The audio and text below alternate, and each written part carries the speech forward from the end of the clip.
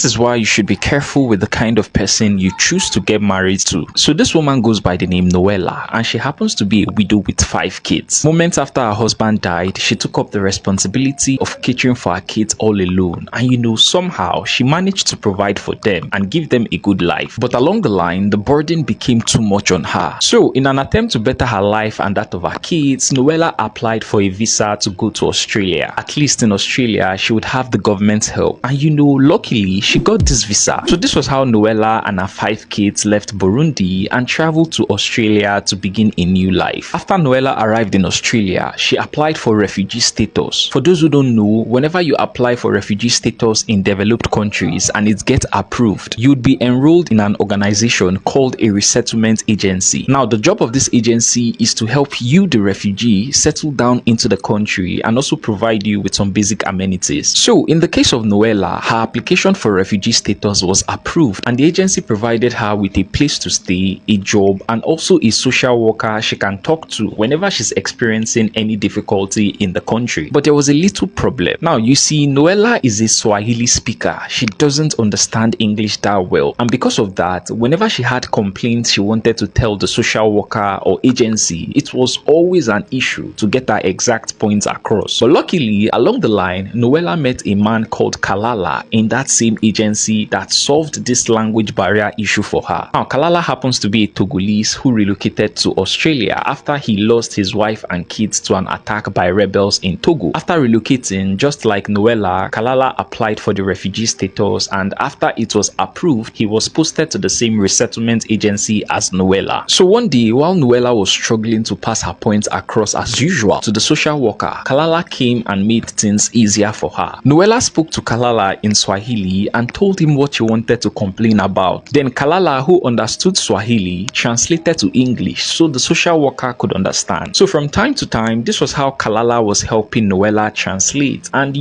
over time, they became friends. From friends, they became closer friends, and from there, they began a relationship. A few years later, they got married, bought a house together, and Noella gave birth to 3 additional kids for Kalala, making her a mother of 8 kids in total, 5 from her previous marriage. And everything was going well for them until one day. On that day, Noella received a phone call that her stepmother in the village had just died. And as expected, she was beyond heartbroken. A few months later, a funeral date was set for Noella's stepmother. And as one of the surviving daughters, Noella had to be present at this funeral. So this was how Noella flew from Australia back to Burundi. She lodged in a hotel and stayed there until the day of the funeral. The day of the funeral came and it was a successful one. After the funeral, Noella returned back to her hotel, but she was exhausted. I mean, we all know how exhausting African funerals are, especially when you are related to the deceased, like you go cook food tire. So when Noella arrived at the hotel, she called Kalala, her husband, telling him how tired she was and that she just wants to lie down and sleep off. However, Kalala suggested that she go for a walk and relieve herself of the stress before lying down. So Noella agreed. She came down from her room and was walking around the hotel premises just as her husband had advised. However, a few minutes later, as Noella was walking, she was approached by a man. The man pointed a gun to her face and told her that if she screamed, he would kill her right there, and that even though the gun sound would garner attention and people would come and